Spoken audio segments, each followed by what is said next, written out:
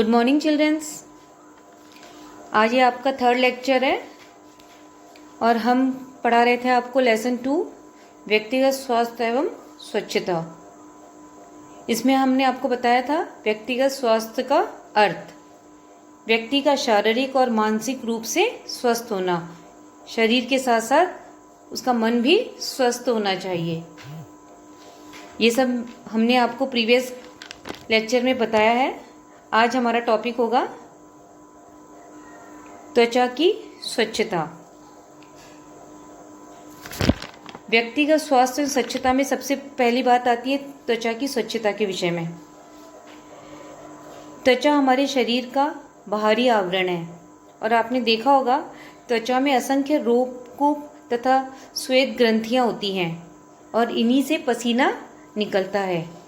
और बहुत समय ऐसा होता है कि हमारी त्वचा गंदी हो जाती है और जिससे त्वचा के छिद्र बंद हो जाते हैं और जिससे शरीर की आंतरिक दूषित पदार्थों का विसर्जन रुक जाता है और ऐसे में त्वचा पर जमी मैल से दुर्गंध आने लगती है और उससे रोगाणु पनपते हैं और जिससे दांत, खाज, फोड़े, फुंसी जैसे रोग हो जाते हैं।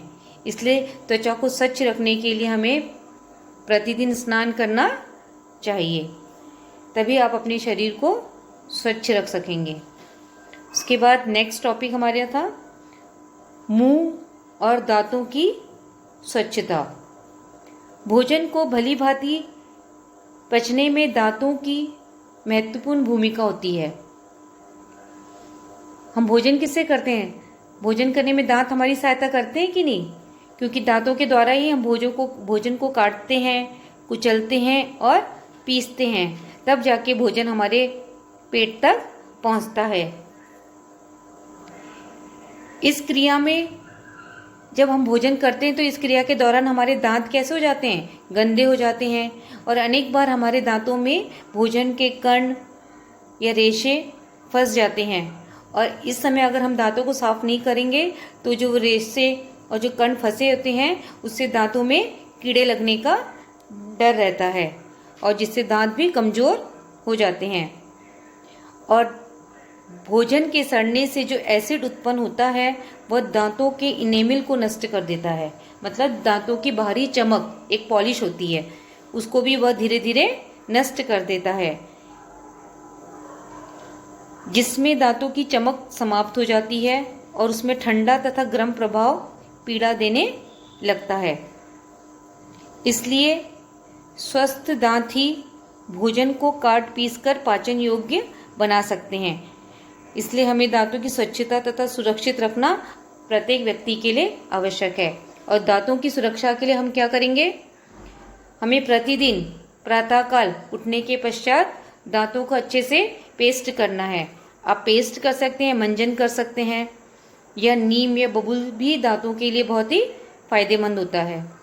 और साथ ही दिन में 2 बार हमें ब्रश करना चाहिए, एक प्रातःकाल और एक रात्रि के समय जब सोने जाते हैं उससे पहले हमें दांतों को अच्छे से ब्रश कर लेना चाहिए। और दांतों के साथ हमें जीभ को भी अच्छे से साफ करना चाहिए, जिससे हमारे दांत स्वस्थ रह सकें। और दांतों की स्वच्छता एवं सुरक्षा के लिए ध्यान देने योग्य बातें, हमें क्या बातों का ध्यान रखना होगा? भोजन में पर्याप्त विटामिन सी और डी लेना चाहिए, जिससे हमारे दांत मजबूत रहेंगे। कच्चे फल, सब्जी व कड़ी वस्तुएं चबा चबा कर खाने से दांतों का व्यायाम होता है। कड़ी चीज़ें हम खाते हैं तो हमारे दांतों में उतनी ही हमारे दांतों का अच्छा व्यायाम होता है और हमारे दांत भी मजबूत होते हैं। और एक बार से अधिक गर्म व अधिक ठंडी वस्तुएं खाने से भी दांत कमज़ोर हो जाते हैं। अगर आपने एक ही बार में गर्म चीज़ खाई है, जैसे चाय पी लिया और चाय पीने के बाद आपने पानी पी लिया, तो इससे क्या होगा? ये आपके दांतों के लिए नुकसान है। और आपने अगर कभी ठंडा पानी पी लिया और उसके बाद आपने गर्म चाय पी ली तो ये भी आपके दांतों के लिए नुकसानदायक है। ठीक है। और सदैव अपने ब्रश से दांत साफ करना चाहिए तथा ब्रश की भली भांति धोकर डिटॉल के पानी में डालकर रखना चाहिए। और बच्चों, कभी भी आपका अपना ब्रश होना चाहिए, किसी दूसरे के ब्रश से आपको दांत साफ नहीं करना है। सभी बच्चों का अपना अलग अलग ब्रश होना चाहिए और उसी से आप डेली ब्रश करेंगे, जिससे लंबे समय तक आपके दांत मजबूत रह सकें। अब बात करते हैं हम दांतों के रोग। दांतों के रोग, फर्स्ट है कैरीज। जब दांतों में भोजन के कण फंसकर सड़ने लगते हैं तो उसमें एक प्रकार का एसिड उत्पन्न होता है जो दांतों की बाह्य परत एवं इनेमिल को नष्ट कर देता है, और यही रोग क्या कहलाता है? कैरीज कहलाता है। यही है कि अगर आप दांत को ब्रश नहीं कर पाएंगे तो आपके दांतों में भोज्य पदार्थ फंसे रह जाएगा, और भोज्य पदार्थों के फंसने से वो सड़ने लगते हैं और धीरे धीरे वो एसिड का रूप धारण कर लेते हैं, और इससे जो आपकी दांतों की जो चमक है वो भी नष्ट हो जाती है, और यही रोग कैरीज कहलाता है। और दांतों पर पड़ा हुआ एनिमिल एक प्रकार का मजबूत पॉलिश है जो दांतों में चमक तथा भारी ठंडक व गर्माहट से दांतों की रक्षा भी करता है। किंतु जब कैरीज रोग से इनेमिल नष्ट होने लगता है तब दांतों की चमक भी नष्ट हो जाती है, और कोई भी ठंडी व गर्म वस्तु खाने पीने से दांतों में बहुत ही पीड़ा होती है। अतः भोजन करने के बाद तुरंत दांतों को भली भांति साफ करना चाहिए, जिससे भोजन के टुकड़े या रेशे दांतों में फंसकर सड़न न पाए। जो लोग भोजन करके दांतों को उंगली व कुल्ले से भली भांति साफ नहीं करते हैं वह अधिकांश रूप कैरीज ग्रस्त पाए जाते हैं। जो खाना खाने के बाद कुल्ला नहीं करते हैं तो अधिकांश ऐसे लोग कैरीज नामक बीमारी से ग्रस्त होते हैं। और अधिक मिठाइयाँ, टॉफ़ी, गोलियाँ खाने से भी कैरीज रोग अधिक पनपता है, क्योंकि मिठाइयाँ, ये मीठी चीज़ आप खाने के बाद अक्सर बच्चे ब्रश नहीं करते हैं, जिससे कैरीज रोग होने का भय बना रहता है। अब सेकंड है इसका पायरिया। पायरिया ये भी दांतों में ही होता है। दांतों की दूसरी बीमारी पायरिया है। वास्तव में ये रोग दांतों का नहीं बल्कि मसूड़ों का रोग है। पायरिया से मसूड़े सूजकर लाल हो जाते हैं और उससे पीड़ा होती है, और दांत साफ करते समय अथवा कोई कड़ी वस्तु दांत से काटने पर उसमें से रक्त बहने लगता है। यदि उसकी तुरंत उचित चिकित्सा न कराई जाए तो मसूड़ों से रक्त के स्थान पर मवाद निकलने लगता है, और जिसमें से भयानक दुर्गंध आती है और मसूड़े दांतों से दूर होते जाते हैं तथा दांत ढीले व कमजोर होकर हिलने लगते हैं। यह मवाद भोजन के साथ पेट में पहुंचकर पाचन क्रिया में भी बुरा प्रभाव डालता है। मतलब पायरिया एक ऐसी बीमारी है जो मसूड़ों में होती है। अक्सर आप भोजन करते समय भी कभी भोजन पदार्थ मसूड़ों में लग जाता है तो क्या होता है, मसूड़ों से भी ब्लड आने लगता है और जिससे दांतों को नुकसान पहुंचता है। पायरिया एक प्रकार से अभावजनित रोग है जिसे स्कर्वी भी कहते हैं। ये विटामिन सी की कमी से होता है और यह रोग बालकों की अपेक्षा वयस्कों को अधिक होता है, और इस रोग की प्रारंभिक अवस्था में ही उपचार कराने से पायरिया से मुक्ति मिल सकती है। अन्यथा दांत हिलने व पीड़ा देने लगते हैं और तब मजबूरन हम दांतों को मतलब उसका ये होता है कि हमें एकमात्र उपाय ये है कि दांत निकालने ही पड़ते हैं। तो इससे अच्छा है कि समय रहते हमें दांतों का उपचार कर लेना चाहिए। ठीक है, अब हमारा नेक्स्ट टॉपिक है आँखों की स्वच्छता व सुरक्षा।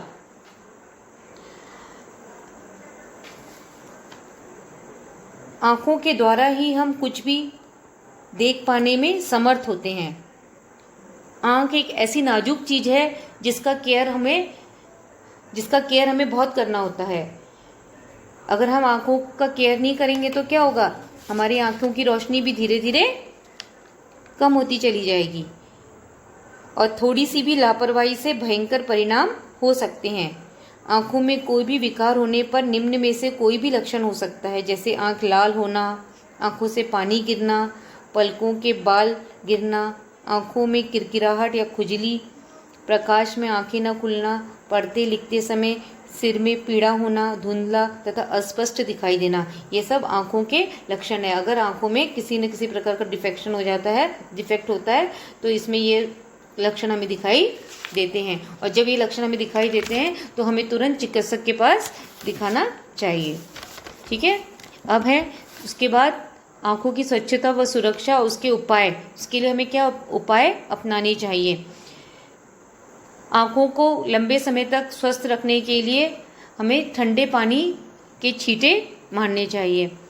ठंडे पानी की छींटे मारने से आँखों को तो लाभ होगा ही, साथ में आपको एक फ्रेशनेस भी महसूस होगी, एक ताजगी महसूस होगी। ठीक है। आँखों को 1-2 दिन के अंतर पर त्रिफले के पानी से धोएं। तेज धूप, मिट्टी, धूल से आँखों को बचाना चाहिए और धूप में जब भी निकलते हैं तो धूप के चश्मा पहनकर ही निकलना चाहिए। पढ़ते और लिखते समय भी कमरे में पर्याप्त प्रकाश होना चाहिए। मतलब पर्याप्त प्रकाश में ही आप लोगों को पढ़ाई या सिलाई जैसे छोटे छोटे बारीक कार्य को करने चाहिए। और कभी भी गंदे हाथों, रुमाल इत्यादि से आँख नहीं साफ करनी चाहिए। आँखों में कोई विकार होने पर तुरंत कुशल चिकित्सक से परामर्श व चिकित्सा करनी चाहिए। भोजन में विटामिन ए की पर्याप्त मात्रा भी होनी चाहिए। पढ़ने व लिखते समय उचित आसन में बैठना चाहिए। आँखों में कुछ पड़ जाए तो सबसे पहले हमें पानी के छींटे मारकर उसे निकालना चाहिए और न निकले तो तब हमें चिकित्सक की परामर्श लेनी चाहिए। और चिकित्सक की परामर्श के सलाह से ही आँखों में कोई भी आँखों के बिना चिकित्सक की सलाह से आँखों में हमें किसी भी प्रकार की कोई दवाई यूज़ नहीं करनी चाहिए, क्योंकि आँख ऐसी एक नाजुक चीज़ है, अगर थोड़ी सी भी अगर लापरवाही से हम उसे खो सकते हैं। तो उसमें आँखों की सुरक्षा के लिए हमें विशेष सावधानी बरतनी चाहिए। अब हमारा नेक्स्ट टॉपिक है कान व नाक की स्वच्छता व सुरक्षा। जिस प्रकार हमें दांतों को स्वच्छ रखना चाहिए, आँखों की स्वच्छता है, अब है कान व नाक की स्वच्छता व सुरक्षा। कान भी प्रकृति की एक अनोखी देन है और कानों के कार्य में गड़बड़ी होने से व्यक्ति के सुनने की क्रिया में अवरोध उत्पन्न हो जाता है, जिससे प्राणी बड़ा बेबस हो जाता है। अतः कान की स्वच्छता व सुरक्षा का ध्यान रखना चाहिए। कान की भीतरी नली से एक प्रकार का मोम जैसा पदार्थ निकलता रहता है, जो धूल, गर्द या विजातीय पदार्थों को कान में जाने से रोकता है। धीरे धीरे ये पदार्थ कान में एकत्र होने लगता है। इसी को कान का मैल कहते हैं और महीने में कम से कम 2-3 बार इस मैल को हमें निकालना चाहिए। आइए इस कान की सुरक्षा के लिए क्या उपाय अपनाएं। सप्ताह में एक बार रात्रि में कम से कम 2-2 बूंदे सरसों का तेल कान में डालकर रुई लगा लें और सुबह उसे हल्के हल्के साफ कर लें। स्नान करते समय भी हमें कान में पानी नहीं जाना चाहिए। ध्यान रखना चाहिए कि नहाते समय भी हमारे कान में पानी न जाए। कान में कोई पतिंगा या मच्छर न घुसे। यदि ऐसा हो जाता है तो तुरंत कान में गुनगुने सरसों का तेल डालना चाहिए, जिससे कि मच्छर तैरकर ऊपर आ जाएगा और फिर वह कान को उसी ओर पलटकर रुई से साफ करना चाहिए। मतलब गुनगुना तेल यूज़ करना है, अधिक गर्म तेल नहीं होना चाहिए। इससे क्या होगा, तेल डालने से तेल में मच्छर तैरकर बाहर की तरफ आ जाएगा और उसे रुई से हम निकाल सकते हैं। और अपने कान में कोई भी विकार व पीड़ा होने पर तुरंत चिकित्सक की सलाह लेनी चाहिए। ठीक है। अब उसके बाद है कान हो गया। उसके बाद नाक की स्वच्छता एवं सुरक्षा। नाक के लिए, नाक श्वास क्रिया का प्रमुख अंग है। इसमें हम श्वास लेते हैं और सोते समय शरीर के सभी बाहरी रोग तो शिथिल हो जाते हैं, परंतु नाक ही ऐसा अंग है जो जीवन पर्यंत क्रियाशील रहता है। रात्रि के समय जब मनुष्य सो जाता है तो क्या होता है, उसके सारे अंग शिथिल पड़ जाते हैं, सुन्न पड़ जाते हैं, लेकिन नाक ही ऐसा है कि वह क्रियाशील रहता है, क्योंकि हम सांस लेते हैं। सोते समय भी सांस लेते हैं कि नहीं? अगर सांस नहीं लेंगे तो क्या होगा, मृत्यु हो जाएगी। इसी बात से नाक के महत्व को समझा जा सकता है। श्वास लेने के अतिरिक्त सुगंध दुर्गंध का अनुभव भी हम नाक के द्वारा ही करते हैं। नाक के अंदर छोटे छोटे रोए होते हैं और श्वास लेते समय वायु के साथ ये धूल कण रोए में फंस जाते हैं और ये नाक से निकलने वाला श्लेष्मा इसमें चिपक जाता है। यही नाक का मैल है और स्नान करते समय यदि उंगली डालकर पानी से मैल को साफ कर दिया जाए तो यह दिन भर के लिए पर्याप्त हो जाता है। किंतु दिन भर नाक में उंगली डालना एक गंदी बात है। बालकों को भी इस तरह से सावधान करते रहना चाहिए तथा आरंभ से उन्हें रुमाल से नाक पोंछने की आदत डालनी चाहिए। तभी वो अपने आप को स्वस्थ रख पाएंगे और इस भयंकर बीमारी से बच पाएंगे। अब है बालों की स्वच्छता व सुरक्षा। बालों की स्वच्छता व सुरक्षा के लिए भी हमें सिर के बालों से चेहरा शोभायमान लगता है और पुरुषों के बाल छोटे छोटे होते हैं, किंतु स्त्रियों के काले घने व लंबे बाल अत्यंत आकर्षक होते हैं। और बालों को हमें स्वच्छ रखना है। शरीर के अन्य अंगों की स्वच्छता के साथ बालों का भी विशेष ध्यान रखना चाहिए। बालों की स्वच्छता के लिए उन्हें धोना आवश्यक है और अधिकांश बालकों और पुरुषों के बाल छोटे होते हैं तो वो प्रतिदिन अपने बालों को धो सकते हैं, लेकिन महिलाओं व बालिकाओं के बाल लंबे होते हैं तो सप्ताह में कम से कम उन्हें 2 बार अपने बालों को धोना चाहिए। अगर आप बालों की सफाई नहीं रखेंगे तो क्या होगा, उसमें जू पड़ सकती हैं। अगर जुएं पड़ जाएंगी तो आप खुजाते रहोगे और अनेक बीमारियां लगेंगी। तो इसलिए हमें प्रतिदिन सप्ताह में कम से कम 2 बार बालों को अवश्य धोना चाहिए। और बालों को धोने के लिए शैम्पू का उपयोग करते हैं तो शैम्पू में भी किसी भी अच्छी कंपनी के शैम्पू का ही यूज़ होना चाहिए। यह अधिकतर हम बालों को धोने के लिए आंवला, रीठा, शिकाकाई का महीन चूर्ण तथा मुल्तानी मिट्टी, बेसन, दही इत्यादि बालों में लगाने के लिए यूज़ कर सकते हैं। अब पढ़ते हैं हाथों की स्वच्छता व सुरक्षा। आजकल आपको पता ही है कोरोना संक्रमण कितनी तेज़ी से बढ़ता जा रहा है और उसके लिए क्या क्या प्रोटेक्शन है वो आप लोग आए दिन टीवी में, न्यूज़पेपर में पढ़ते हैं, सुनते हैं और उसे फॉलो करते हैं। और यही है हाथों की स्वच्छता व सुरक्षा। इसलिए हमें अपने हाथों को स्वच्छ रखना चाहिए और कम से कम 2 से 3 मिनट तक अपने हाथों को धोना चाहिए। चलिए, सर्वप्रथम काम करने, भोजन करने अथवा हाथों में कोई भी वस्तु जैसे शाही आदि लग जाने पर प्रत्येक बार साबुन से भलीभांति हाथों को धोना चाहिए। सर्दी में गुनगुना पानी आवश्यक है जिससे चिकनाई आदि भली प्रकार छूट जाता है। यदि कोई दाग ऐसा हो जो साधारण ढंग से न छूटे तो झावे से रगड़िए अथवा हाथ पर खटाई व नींबू का रस लगाकर तब साबुन से हाथ धोना चाहिए। घर में एक वॉश बेसिन तथा उसी के पास साबुन, तौलिया आदि की व्यवस्था भी हाथ धोने में बहुत सुविधा होती है। नाखून भी हाथ का आवश्यक भाग है। नाखून को भली प्रकार साफ व मैल रहित रखने के लिए प्रति सप्ताह उन्हें नेल कटर से काटने चाहिए। नाखून से कोई चीज खुरचने का प्रयत्न मत कीजिए, अन्यथा नाखून घिसकर भद्दे लगेंगे तथा आपके हाथों की सुंदरता को भी नष्ट कर देंगे। तो हमें अपने हाथों को स्वच्छ रखना है। अगर हाथ स्वच्छ रहेंगे तो आप भी स्वस्थ रहेंगे। अगली हेडिंग हमारी है पैरों की स्वच्छता और सुरक्षा।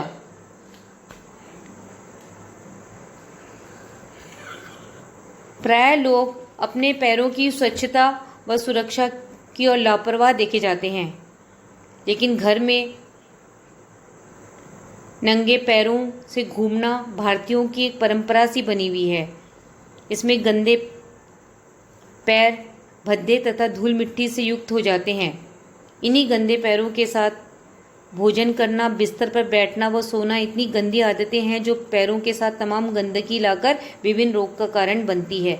इसीलिए हमें घर के अंदर और बाहर भी चप्पल का यूज़ करना चाहिए, लेकिन घर से बाहर जाने के लिए हमारी अलग चप्पलें होनी चाहिए और घर के अंदर जो हम यूज़ करते हैं वह अलग चप्पलों का यूज़ करें ताकि उसमें धूल मिट्टी न लग सके। और सुरक्षा की दृष्टि से घर व बाहर की अलग अलग चप्पलें होनी चाहिए, जिससे कि बाहर पहनने वाली चप्पलें व जूते रसोई में नहीं पहनना चाहिए और नहाते समय भी अपनी चप्पलें भी प्रतिदिन धोकर स्वच्छ करते रहना चाहिए। घर में पहनने वाली चप्पलें ऐसी हों जो धोने से खराब ना हो और पैरों को स्वच्छ रखते हुए भी यदि पैरों में बिछाई हो तो प्रतिदिन रात्रि में गर्म पानी से धोकर वैसलीन या घी में मोम मिलाकर लगाने से बीमारी ठीक हो जाती है। और सर्दी में मोजे पहनना पैरों के लिए लाभदायक है, तभी हम अपने पैरों को सुरक्षित रख पाएंगे। पैरों की स्वच्छता सुरक्षा के बाद है आंतों की स्वच्छता। शरीर के बाहरी अंगों की स्वच्छता की भांति ही आंतों की स्वच्छता भी अत्यंत आवश्यक है। अतः प्रतिदिन सुबह नियमित रूप से शौच जाने से मल के रूप में शरीर का विकार निष्कासित होता है। यही आंतों की स्वच्छता है, क्योंकि बड़ी आंत से मल एकत्र होता है। यदि आमाशय या आंतों में कोई गड़बड़ी हो जाती है अथवा भोजन में गड़बड़ी होती है तो आंतों में नियमित रूप से मल निकल नहीं पाता है और वह आंतों में ही भरा रहकर सड़न व खुश्क हो जाता है। आंतों की इसी स्थिति को हम कब्ज कहते हैं। इसीलिए आंतों को स्वच्छ रखने के लिए किन उपायों को हमें अपनाना है? सर्वप्रथम प्रतिदिन सुबह शौच जाने की आदत डालनी चाहिए और भोजन में छिलकेदार फल, सब्जी, अनाज का प्रयोग करें। गरिष्ठ भोजन अधिक न करें और कम से कम दिन में हमें 8-10 गिलास पानी अवश्य पीना चाहिए। रात्रि में 1 या आधा गिलास गर्म दूध पीते रहने से कब्ज नहीं होती है। व्यायाम तथा योगासन करें, इससे भी कब्ज नहीं होती है, बल्कि शरीर की सभी आंतरिक क्रियाएं ठीक रहती हैं। उत्तेजक, मादक तथा चटपटी वस्तुएं न खाएं। सप्ताह में 1 बार उपवास रखकर शाम को केवल कुछ पेय पदार्थ लें। इससे आंतों को थोड़ा विश्राम मिलता है तथा उसके बाद उसकी क्रियाशीलता में भी वृद्धि होती है। कभी कभी कम भोजन करने से चिंता या घबराहट भी कब्ज उत्पन्न करता है। अब आपका नेक्स्ट है आंतों की स्वच्छता के बाद है आसन। आसन का हमें विशेष ध्यान रखना चाहिए। चलते समय, उठते समय, बैठते समय। आपको स्कूल में भी समझाया जाता है, जब आप क्लास में रहते हैं तो सीधे बैठा करो, झुकना नहीं है। अगर आप झुकेंगे नीचे की तरफ तो आपकी आदत में आ जाएगा और धीरे धीरे आपकी रीढ़ की हड्डी है वो भी झुक जाएगी। तो इसीलिए बच्चों से कहा जाता है कि आप जब भी उठते हैं तो सीधे उठना है, चलना है तो सीधे चलना है। बैठते उठते समय हमें आसनों का विशेष ध्यान रखना है। ठीक है, आज ये आपका लेसन कंप्लीट हो गया है। अगर आप लोगों को लेसन नहीं समझ में आता है तो आप वीडियो को 2-3 बार अवश्य देखें और ध्यान से वीडियो को सुनना है, देखना है, समझना है और उसके बाद जो मैम ने होमवर्क दिया है वो आपको अपनी कॉपी में करना है। इसी लेसन से रिलेटेड मैंने क्वेश्चंस दे रखे हैं, वो सभी आपको अपनी होम साइंस की कॉपी में करना है। ठीक है, ओके क्लास, थैंक यू।